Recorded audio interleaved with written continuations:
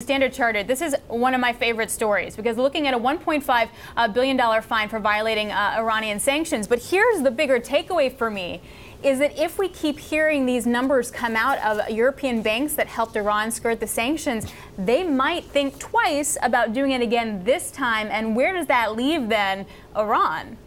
Right. I mean, this is a massive story that I feel like keeps going and going and going, and certainly Standard Chartered's investors must be feeling that, and their management candidly must be feeling that, Alex, as well. There feels like just another shoe to drop, another shoe to drop. You know, some of the latest allegations saying they funneled, money through Dubai, which I think anyone who's spent any time looking at the way money moves through Dubai is like, really, yeah, that's shocking that may have happened.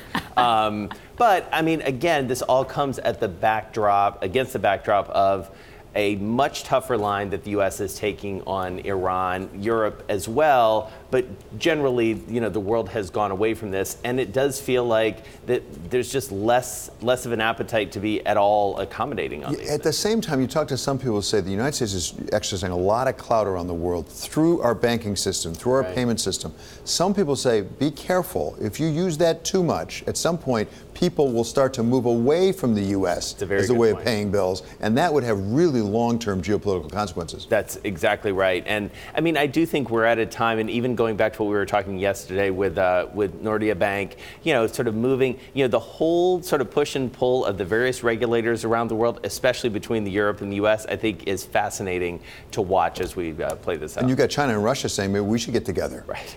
And Europe, David, and Europe. It's China, Russia, and Europe with that special purpose vehicle, which there's been lots of talk in the market that they'll trade with the UN, they'll trade with the ruble, and then they'll trade with the euro, and Iran will just trade in that as well, totally bypassing the U.S. Exactly.